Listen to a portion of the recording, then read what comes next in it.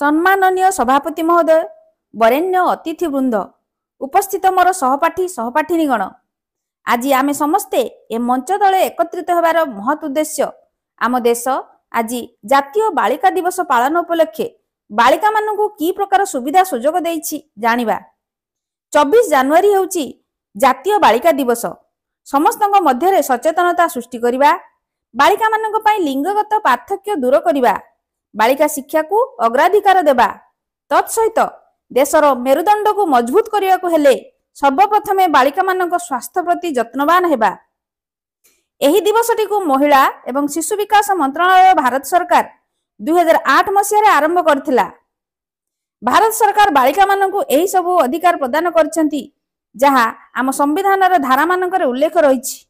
जेपरि गर्भवती महिला मानकर गर्भधारणर लिंग निरूपण एक अपराध घोषणा करा जाइछि।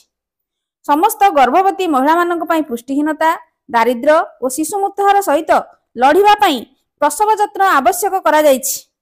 बेटी पढ़ाओ बेटी बचाओ कार्यक्रम प्रचलन करा जाइछि।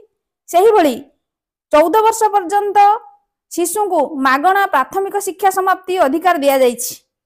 महिला मानकु चाकरी क्षेत्र में स्थान संरक्षण, महिला सशक्तिकरण एहीपरि केते कोन बालिका विकास निमंते प्रणयन करा जाइछि। वर्तमान सुधा आम देश में बालिका साक्षरता 53.87% रही एवं एबे भी घरोई हिंसा, बाल्य विवाह, यौतुक प्रथा भली समाज घृण्य व्यवस्था संपूर्ण हटि जाई नाही। आसंतु मने पकाइबा रानी लक्ष्मीबाई, रमादेवी और किरण बेदी को समाजर मुख्य सत्तर सामिल होगा पई केते जे कष्ट सहिछंती। आज समय आसीछि आमे सचेतन हेबा। कथारे कहंतिनी, a man can teach a man only but a women can teach a whole society. आमको सर्वप्रथमे आम पितामाता, परिवार, समाज को सचेतन हेबाकू पड़िबो।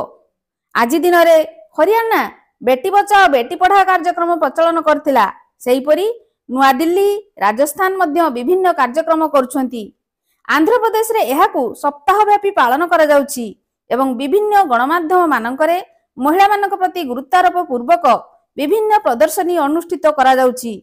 महिला तथा शिशु विकास मंत्रालय धनलक्ष्मी नामक एक योजना कार्यकारी करी बालिका शिशु परिवार को प्रतिरूपण, जन्म पंजीकरण, विद्यालय नाम लेखा एवं 8म श्रेणी पर्यंत रक्षणाबेक्षण करी मौलिक आवश्यकता पूर्ण कर दैछंती।